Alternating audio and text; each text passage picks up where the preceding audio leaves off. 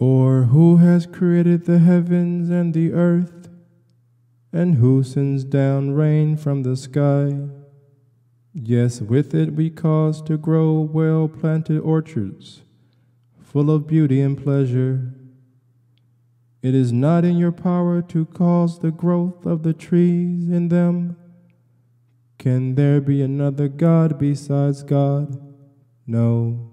Still there are people who stray from justice. And who has made the earth comfortable to live on, made rivers in it, set mountains immovable, and made a separating partition between the two bodies of flowing water? Can there be another God besides God? No, most of them know not. And who listens to the soul distressed when it calls on him? And who relieves its suffering and makes you inheritors of the earth? Can there be another God besides God? But little it is they remember. And who guides you through the depths of darkness on land and sea? And who sends the winds as heralds of good news, going before his mercy? Can there be another God besides God? High is God above what they associate with him. And who originates creation, then repeats it, and who gives you sustenance from heaven and earth? Can there be another God besides God? Say, bring forward your argument if you are telling the truth. Say, none in outer space, nor in heaven except God, knows what is hidden, nor can they know when they will be raised up. Nor can their knowledge comprehend the hereafter. No, they are in doubt. No, they are blind to it. The unbelievers say, what? When we become dust, we and our ancestors, will we really be raised from the dead? Indeed, we were promised this, as well as our ancestors before us. But these are nothing but tales of the ancient. Say, go through the earth and see what the end of the guilty of wrongdoing was. But do not grieve over them, nor distress yourselves because of their plans. They also say, when will this promise come if you are truthful? Say, it may be that some of the events which you wish to hasten are close. But indeed your Lord is full of grace to humanity, yet most of them are ungrateful.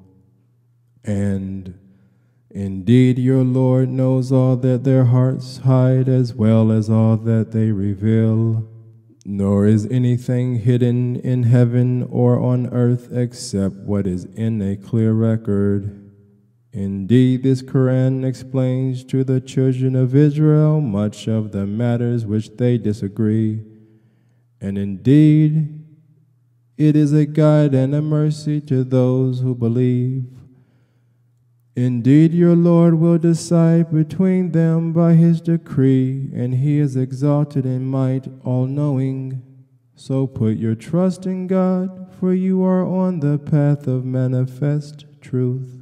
Truly you cannot cause the dead to listen, nor can you cause the deaf to hear the call as they turn back in retreat. Nor can you be a guide to the blind to prevent them from straying.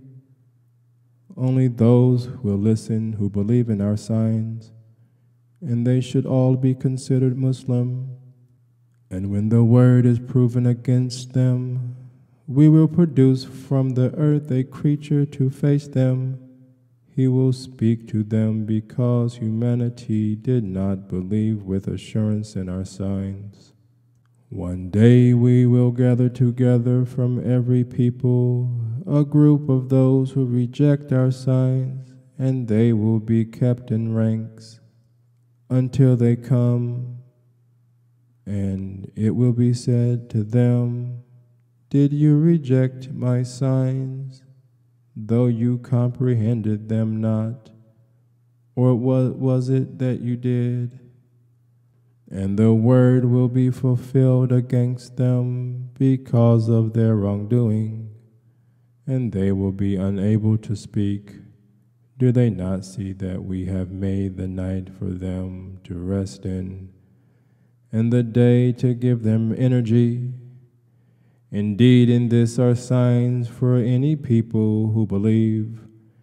In the day that the trumpet will be sounded, terrified will be those who are in the heavens and those who are on earth, except who God wills to save, and all will come to his presence as beings conscious of their vulnerabilities.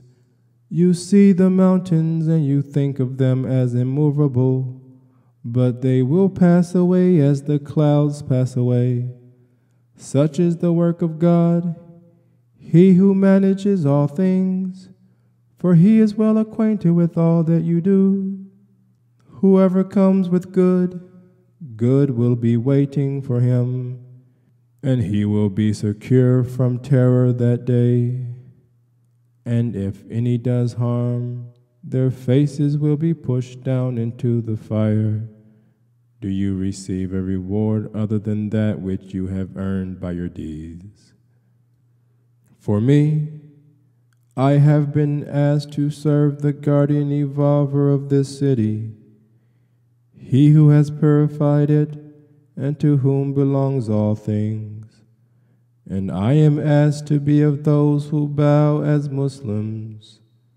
And I recite the Quran, and if any accept guidance, they do it for the good of their own souls, and if any stray, I am only a warner, and say, praise God, he who will soon show you his signs so that you will know them, and your Lord is not unmindful of what you do.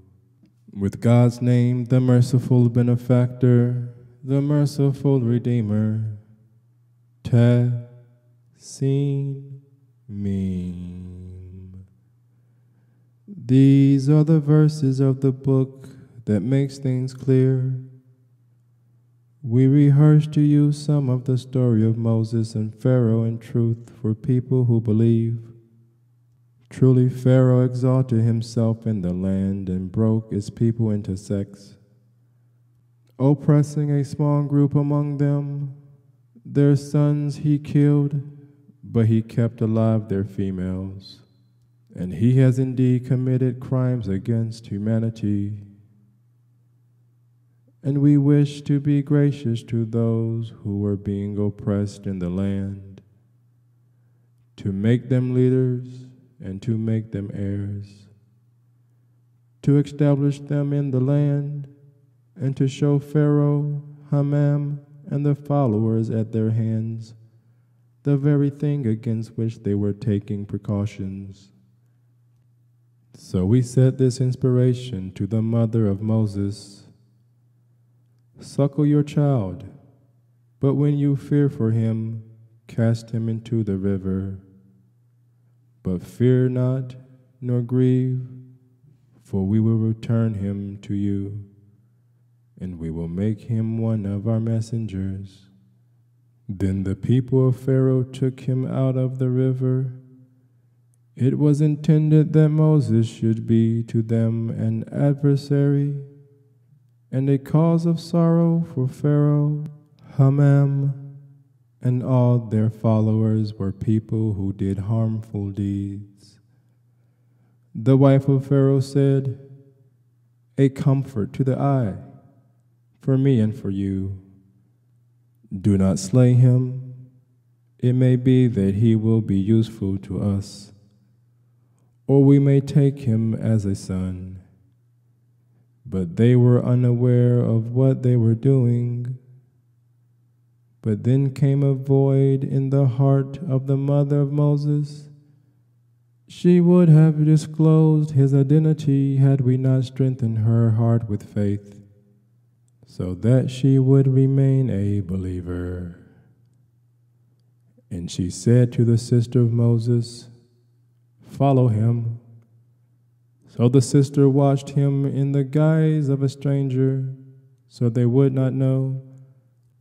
And we ordained that he would refuse to suckle at first, until his sister came up and said, "Shall I point out to you a people of a house that will nourish and raise him for you, and who will be caring to him?"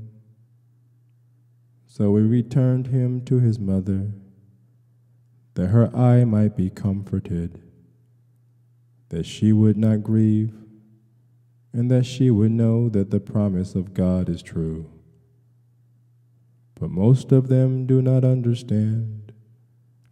When he reached full age and was firmly established, we bestowed on him wisdom and knowledge.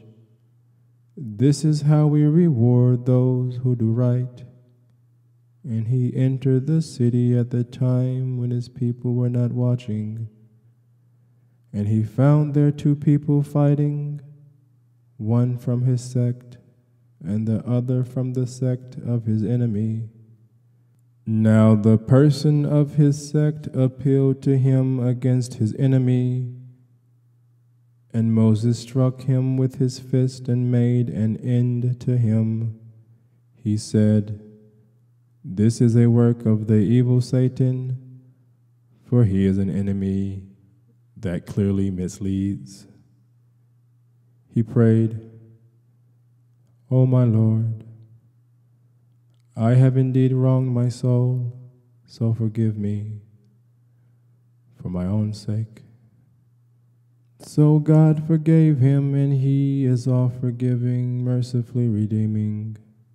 He said, "Lord, because you have bestowed your grace on me, never will I be a help to those who do wrong."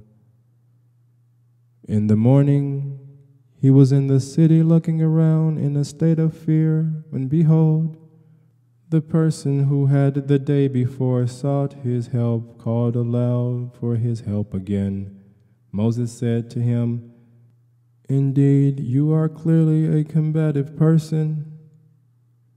Then, when he decided to strike the person who was an enemy to both of them, that person said, "O Moses, is it your intention to slay me as you slew a person yesterday? Your intention is nothing other than to be a powerful, violent person in the land, and not to be one who sets things right." Then there came a person running from the farthest end of the city. He said, "O Moses, the leaders are meeting concerning whether or not to slay you, so leave. I give you sincere advice." He then left from there, looking around in a state of fear. He prayed, "O my Lord, save me from the people giving to wrongdoing." Then when he turned his face towards the land of Madian, he said, "I hope that my Lord will show me the smooth path."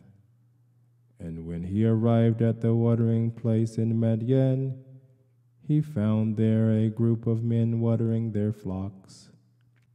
And besides them, he found two ladies who were keeping back their flocks. He said, "What is the problem?" They said, "We cannot water our flocks until the shepherds move theirs, for our father is a very old man." So he watered their flocks for them. Then he went back to the shade and said, "O my Lord, indeed I am in desperate need of any good that you can send me." Afterward, one of the damsels came back to him walking shyly. She said, "My father invites you that he may reward you for having watered our flocks for us." So when he came to him and told the story, he said, "Fear not, you escaped from people of wrongdoing." Said one of them, "O my father, hire him." Truly the best of people for you to employ is